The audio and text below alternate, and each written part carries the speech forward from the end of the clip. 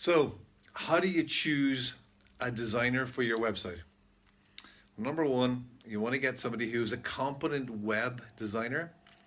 Many graphic designers have been designing for years for print, for publication, but are not actually web experienced. So, you want to make sure that they have a portfolio of websites that they've done before. You want to check that portfolio, make sure that they're current, that they're recent, and talk to a few people who have already worked with that particular graphic designer. So if you're putting a lot of money, particularly into a website, you want to make sure you get a good graphic designer, but you want to get one that's going to work well and deliver the goods. Number two, cost. If you're going to get a good graphic designer, you got to make sure that the budget is going to cover. So if they've got experience, they can tell you how many hours it took them on average to do previous websites, what they charge you per hour. That's going to give you an idea of the budget. So be realistic. Their rate is their rate. They're not going to do 40 hours for the price of 20.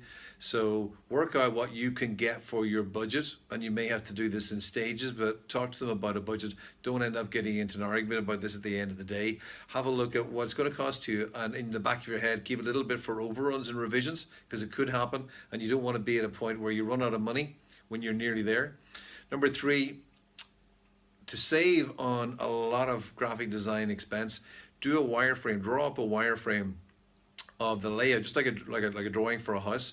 It's a schematic, so where all the boxes are going to go, where the buttons are going to go, where the various pages are going to go to, and where there are sub menus, etc., etc. So do the basic draw. You can do it with a pen and paper. It's not a big deal. You can do it in an Excel spreadsheet, but do that so the graphic designer knows where you want everything to be laid out. It also tells you what content you've got to prepare for the graphic designer, and some of that may be imagery or more work for the graphic designer.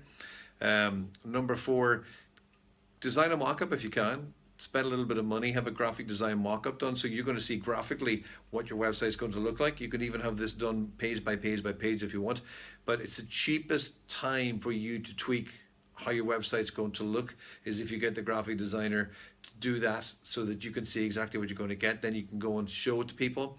So I would say at that point, get some customer feedback, get some input.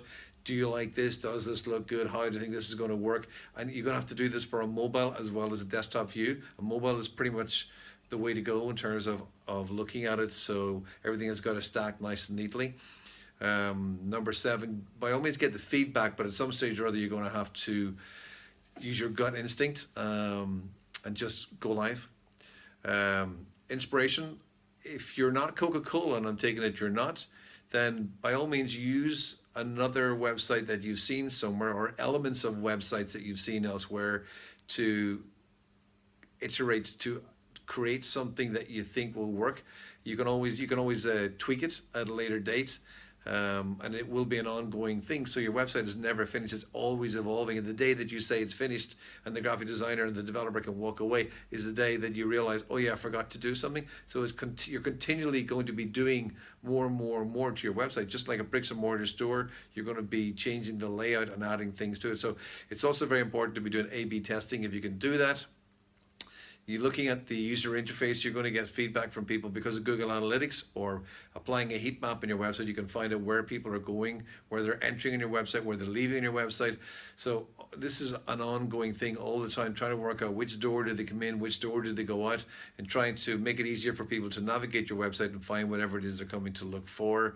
UI, UX, that's user interface and user experience. It's going to be tweaked on an ongoing basis, and again, you're probably going to need more graphics. So make sure that you're building a relationship with this graphic designer who you can continually keep going back to for more work to get more stuff done. So those are our 10 tips. I think I've covered about 10 things there for what you need to do to get a good relationship with the right graphic designer to make sure your website looks good at the start and works well going forward. If you need any help, if we can be of any use to you, I'm Michael. We're meanit.ie. Give us a call.